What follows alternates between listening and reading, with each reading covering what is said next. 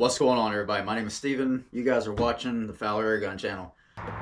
Benjamin Maximus PCP pellet pistol here, or pellet rifle. Oh my goodness, I can't speak today. And obviously you can tell this thing it's beautiful, absolutely stunning condition. No, actually it's far from it.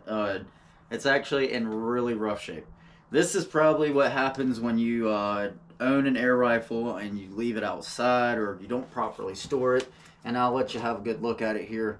It looks like there was maybe a moderator on the end, or possibly it was a fixed sight. Actually, I believe might have been some type of a sight on the end here. That was removed. The cocking lever has been busted off of there. Rust all over the place. Real heavy on the tube. Again, this is the Benjamin Maximus. It is a 177 caliber, single shot, single loaded air gun, PCP. So you have your little 1/8 quick disconnect there on the front, and you have throw gauge at the bottom. I have no idea what kind of work this thing does. I haven't taken it out of the stock or anything, so this is exactly how I received it today. So I figured, good opportunity to have myself something that could be really fun to shoot and also be a good project while it's nasty out. But we're gonna see, run some parts over the lathe and over the mill and see if we can't get this thing cleaned up real nice. I just want you all to take a good look at it, because this is going to not look like this anymore after I'm done with it. And I'm going to give you a full run-through video on restoring this thing. So I'm going to do that fancy old time-lapse video and stuff. And yep, we're going to see how nice we can get it. And stick around and we'll see what we can do.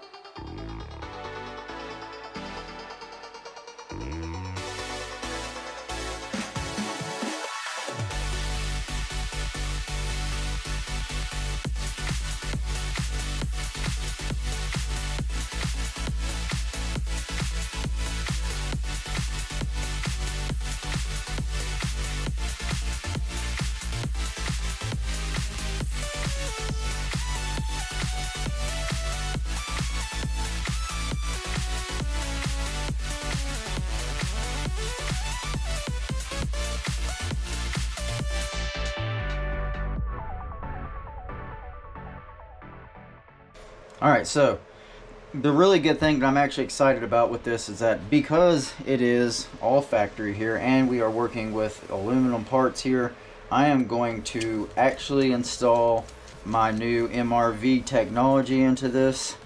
Everything's going to be fantastic. So yeah, let's get to it.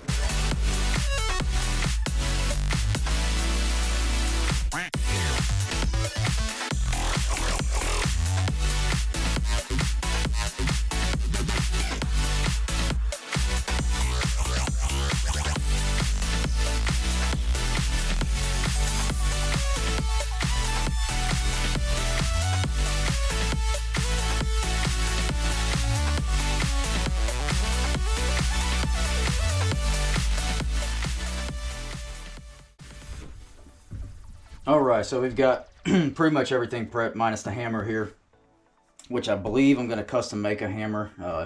That's just to my own liking for my own customization. But the barrel, the shroud, the breech, the air cylinder, the spring retainer, everything, the probe, cleaned up really nicely.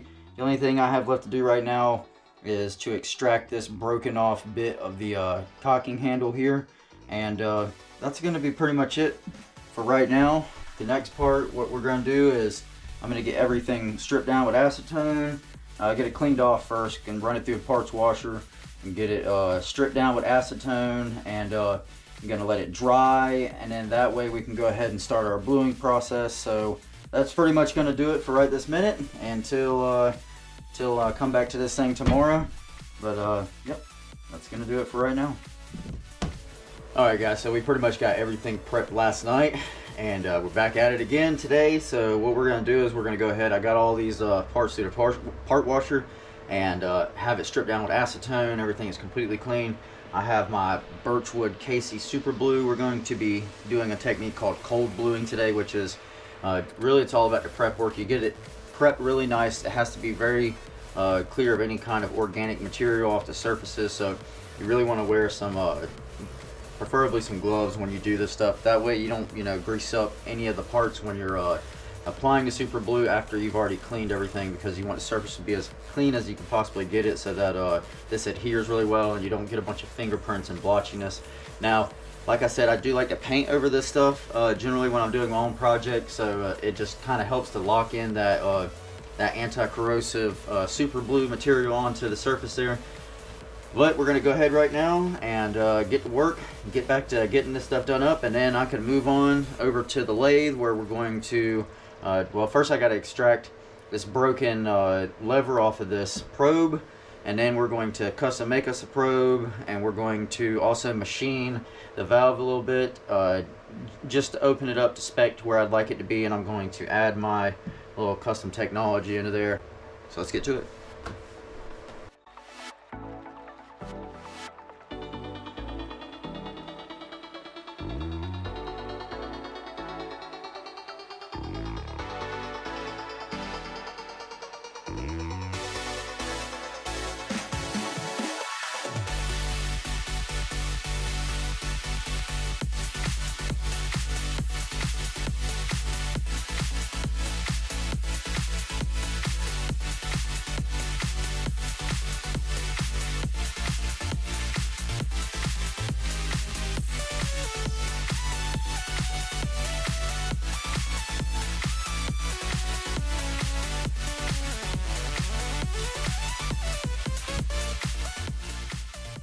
Alright, so we've got everything blued now. Process looks like it went really well.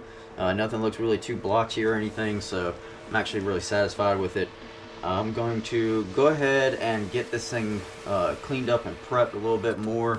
I'm going to hit it with a light coat of some paint, and then we're going to get moving over onto our machining, our valve, and our probe, and getting everything else finished up, and then that's going to be pretty much it. We can go ahead and start getting everything put back together. I have to go and wash these parts off real quick. Wash it with some distilled water really nice, rinse it down, and then go ahead and get it oiled up and leave it. It's going to sit for about 24 hours in some oil. So yep, we're going to go ahead while that's sitting and get working on all the customization of the air gun so that it can have my little special touch to it. And that's going to be pretty much it. Hopefully we'll be able to air it up and take it out there into the booth and do a little bit of shooting with it and see how it performs. So let's get to it.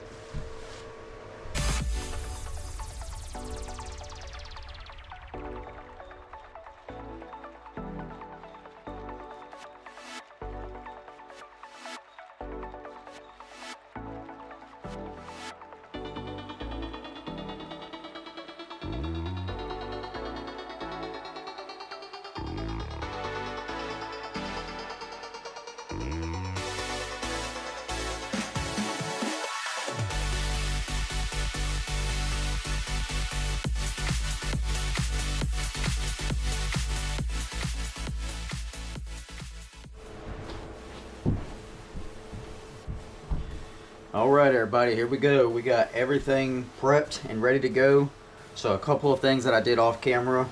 We did the valve. Obviously I added the magnetic repulsion air gun valve in here, patent pending. So it's just a valve stem here, our exhaust pin, and then we have seated in the center there is a magnet. Drops right down there into the valve body here. And then we have the other end in here, which also has my patented adjustable bottom here, which allows air to still flow through and around.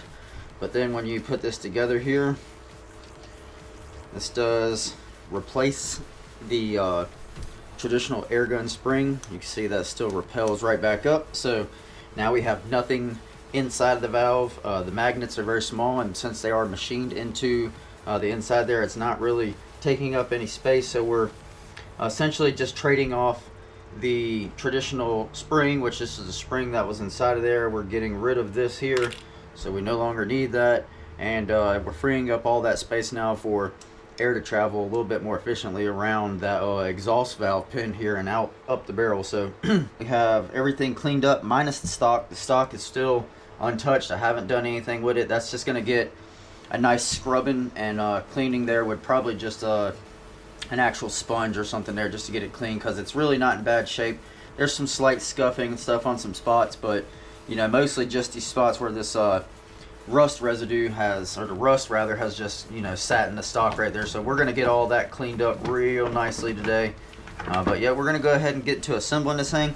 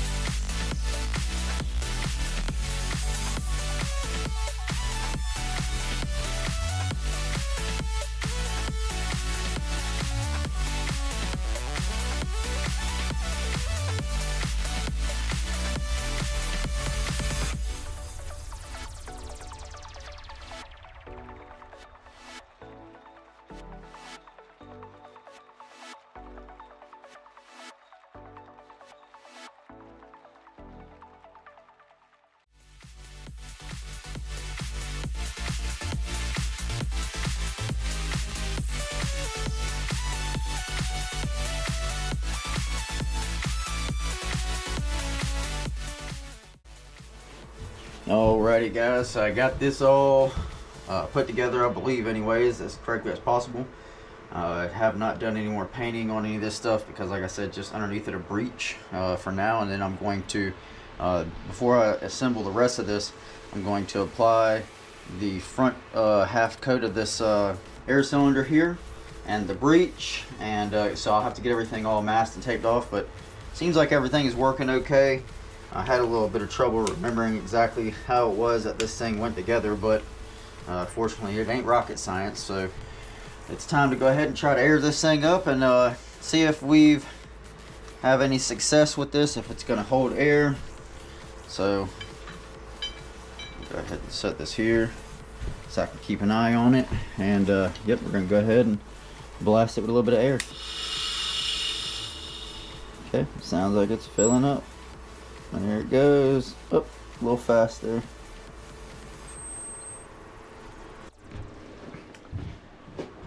Alright everybody, I know this seems highly inappropriate shooting inside with such a high powered .177 caliber rifle here, but we have the Benjamin Maximus here completely finished now. Well, minus the fact that I'm going to add a moderator onto the end of this, so the end is getting prepped. But you can see no more rust. Everything turned out really nice on this, and got the stock cleaned up about as best as I could.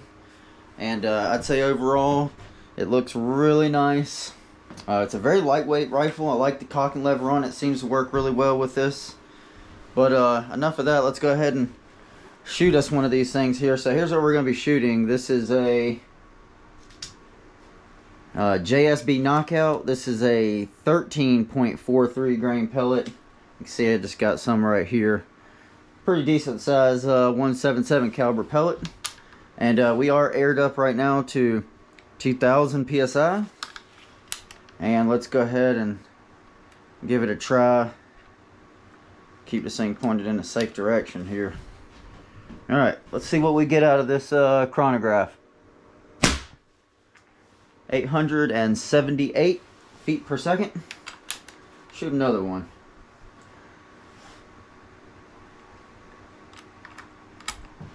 There we go.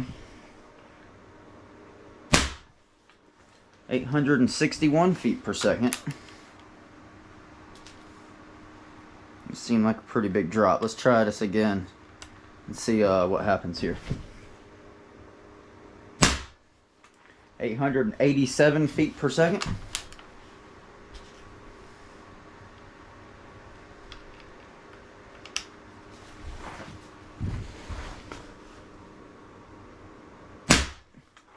$870 feet per second. So let's see.